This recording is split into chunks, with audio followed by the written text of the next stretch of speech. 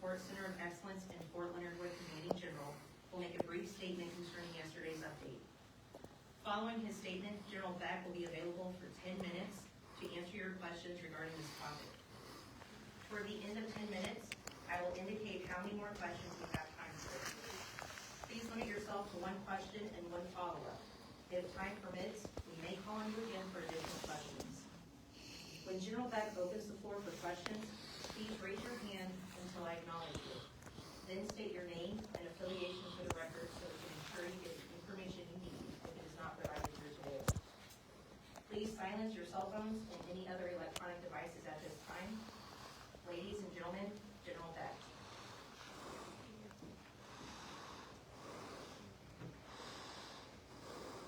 Good morning, ladies and gentlemen, and thank you for joining us today. I'm Major General Christopher Beck, Commanding General of the Maneuver Support Center of Excellence in Fort Leonard Wood. Along with me today is my Command Sergeant Major Jorge Arzavala, and also Special Agent John McCabe, who is the Special Agent in charge of the Army's Criminal Investigation Division, Mid-Central Field Office. Last week, the tragic loss of Sergeant Sarah Roque devastated our entire community. The team at Fort Leonard Wood continues to mourn, and our thoughts and prayers to continue to be with Sarah's family, friends, and fellow soldiers. Yesterday, the unit held a memorial service to remember and honor the proud and brave soldier Sarah was, and we appreciate the community's support to the unit and to her family during this difficult time. Our focus at this time remains caring for and providing available resources to Sarah's family and her unit, providing all feasible assistance to a thorough investigation into this crime and transparency in communicating to our team, to all who knew and loved Sarah, and to the public. After Sarah was reported missing on October 21st, her unit and the installation initiated an immediate search, notified all law enforcement agencies across the nation, and asked for the public's help. Sadly, the outcome of our efforts was one that no family, unit, or community should endure. Since finding Sarah, the Department of the Army Criminal Investigation Division has been committed to a thorough investigation to find out the facts and to find out who has been involved to hold them accountable. Due to the work of the Department of the Army Criminal Investigation Division, along with other federal agencies, and the Independent Army Office of Special Trial Counsel, let me repeat that. The Army Office of Special Trial Counsel has preferred court-martial charges against Specialist Wooster Rancy and will make the prosecution decisions in this case moving forward. The general nature of the charges against Specialist Rancy is for the murder of Sergeant Sarah Roque on October 20 and obstructing justice in violation of Articles 118 and 131B of the Uniform Code of Military Justice. The charges are allegations at this point, and Specialist Rancy is completely entitled to the full due process of law moving forward. Specialist Rancy is currently being held in pretrial confinement awaiting a preliminary hearing pursuant to Article 32 of the Uniform Code of Military Justice. The Department of the Army Criminal Investigation Division continues to investigate, and updates will be provided through their office as they are available. At this time, I'm opening for questions. General Chris Bryant, KY3 out of Springfield. Last week I asked you about the timeline and where everything played out, what the expectation was of when she was murdered and everything like that. Do we have that updated timeline now that you've brought preferred charges? So the timeline is similar to what I briefed last week, as far as the actions the installation took, when she was discovered, when she was initially reported as missing, when she was discovered, and then obviously over the last roughly week or so, we've been very focused on the supporting CID as they move forward in the investigation. So again, all of the details of that timeline are still part of the investigation, but the macro moves that I talked about last week are still very applicable. Do you have any information you can release about the relationship between these two and how this came to be at this point? So that is still part of the ongoing investigation, so I'd rather not discuss any details related to that. Mark Slavitt with KRCG, I'm a CBS affiliate out of Columbia and Jefferson City.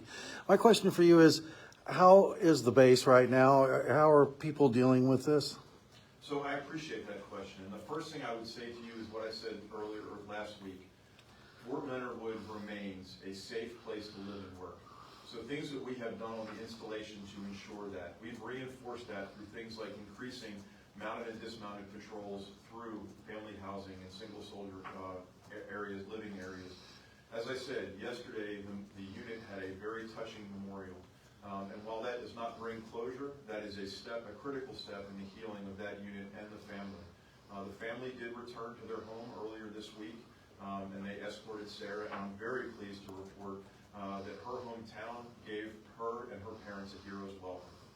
They came out, first responders and town residents, and welcomed that family back with open arms. So I think all of that is part of the healing, and it will continue. We continue to reinforce not only the unit, but all of those involved with any resources they need, whether they be chaplain support or anything else.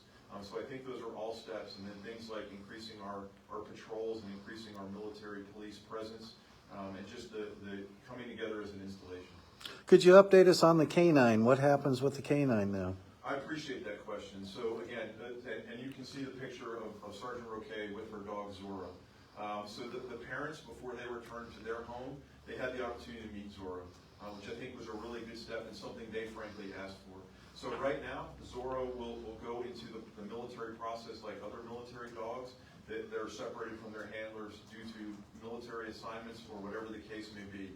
I can't answer specifically what will happen with Zorro, but Zorro will be treated and moved forward as a critical Army asset that dog is. Hunter Walterman with KOMU-TV, the NBC affiliate in Columbia. In the news releases that Fort Leonard Wood has given, both Specialist Rancy and Sergeant Roque, it lists them as being in the 5th Engineer Battalion. Can you confirm that they were both in the same battalion, and do you know if they worked together at all or had any interaction through that? So they were in the same battalion. As far as other interactions, that is part of the investigation. So that will continue to develop over time. Carol Marina, Placer Daily News. First question, following up on what you had stated before about the safety of the installation. Can you confirm that the specialist is currently in custody off post? And if you can confirm that, can you state it's the Phelps County Jail, or is that somewhere you'd rather not release for security matters? So he is in pretrial confinement. He will be moved, and again, I can't say the exact timeline because I'm just not sure, but he will be moved to Fort Leavenworth, where he will be in pretrial confinement as the legal process continues. Following up, the 5th Engineers are a pretty large unit, 400 or 500 people, so it's entirely possible that they wouldn't have any more contact more than a regular civilian company, right? So again, I can't speak to the contact that Specialist Rancy may have had with Sergeant Roque. That'll be part of our discussion in our investigation. But the reality is, yes, that is a large unit that has a lot of missions, and they have a high op tempo. Thank you, sir. You're welcome. Allison, did you have a question? Going back to a couple things, and for those that are not familiar with military procedure when it comes to criminal justice, can you explain what preferred charges is, and then how long it may be before somebody sees an arraignment under how you guys handle cases like this? So I can't put a timeline on that because, as you well know, the key now, the next step will be the Article 32 hearing, and then the process will be led by the Office of Special Trial Counsel integrated with the Criminal Investigation Division. So I won't hazard a guess to a timeline because what we owe Specialist Rancy, like every other soldier, is due process. And they will ensure that they've got all the facts to move forward at the appropriate time. I do want to reinforce how much I appreciate the enterprise support, both with CID and their external agents they have sent in, other federal agencies, as well as Special Trial Counsel support. The Army enterprise fully leveraged resources to Fort Leonard Wood, and I firmly believe that is what drove the expeditious and efficient execution where we will able to prefer charges quickly. But explain what preferred charge is, because like I said, there's a lot of people that are going to see this and not understand what a preferred charge is, and it kind of, not really a timeline, but that process of what preferred charge is, you know, moving forward, actually, is it similar to a grand jury? Is it similar to just being arraigned? You know, kind of lay that out for us. So the grand jury step is really the Article 32 step. So we are at the point now where we have the information to charge him. That arraignment has not happened yet. That will happen moving forward, again, led by the Office of Special Trial Counsel. But we are preliminary to that. What we have basically put together is enough information to confirm that we can keep Specialist Rancy in pretrial confinement and have the information to move that case forward. Does that answer your question? Yeah, I think that the confusion is what is a preferred charge? Does that make sense? Because if I'm arrested for something, then I go in front of the judge for arraignment, that would be I'm held on suspicion, and then I'm charged with, and then moving forward. I think the preferred charge is what's confusing some people of what that actually means.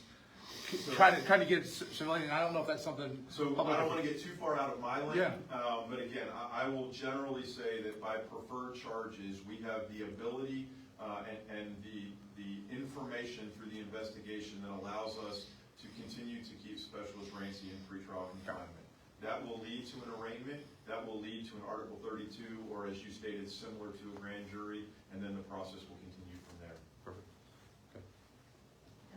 I know the investigation is ongoing. Can you say if there are any other people or a person of interest still, or where the investigation is focused, if it's been on base or if it's led you off post at all? So I can't speak to many of those details. I will say that, again, with the Criminal Investigation Division and the other federal agencies, they have done a great job at looking at all aspects of the case that led us to this point. But I don't want to comment more than that based on the fact that it is ongoing.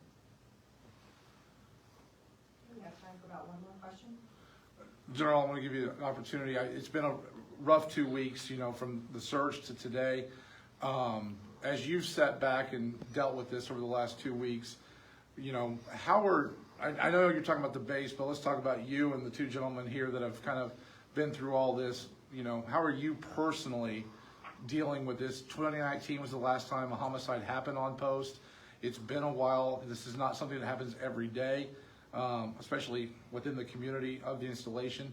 So how are you handling it as the man in charge of everything here at Fort I Leonard Wood? appreciate that question. You asked that the last time we talked. And as I said then, as a leader and a commander, I take this personally. I hold very dear that I'm responsible for what goes on in this installation. But I will tell you that personally what helps me are things like the very poignant memorial that the 5th Engineers had with our installation yesterday. The incredible support that all of us have gotten from our community. And just seeing leaders continue to lead from the front, to be engaged every single day in ensuring that what we do remains Army values based and reinforces how important this installation is to the Army and what a great place to serve it is. And the last thing I'll say, Sergeant Major and I have an opportunity to go out this afternoon to a community luncheon that we go to periodically. And one of the things we're going to say to the community is what a great place to serve this is based on how much support they give to the entire installation. Unsolicited support, and they all stepped up in spades to take care of the family, the unit, and the entire community. So again, I'm working through this like everybody else is, but as the leader, we will continue to drive forward and deliver what we need to for the Army. I know this is the last question, but do either one of you two want to respond to that question as well? Sergeant Major, Agent McCabe? Thank you for the question, and what we ask is that you keep Sarah's parents, Jorge and Ana Roque, and your thoughts and prayers moving forward. This is a tragedy that has impacted our community tremendously, and she was a sister, she was a warrior, and she was a battle buddy and a member of our team.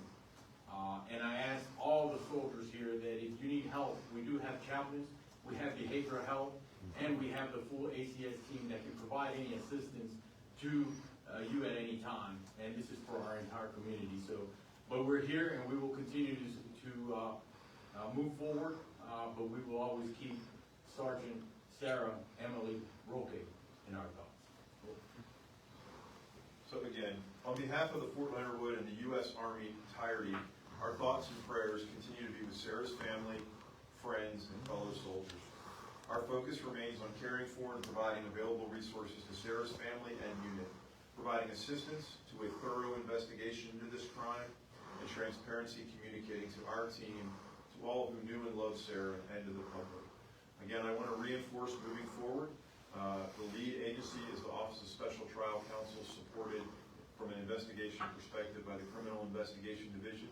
We as an installation remain completely integrated in support of those organizations. Thank you all for coming today, and thank you for your interest in Fort Leonard Wood.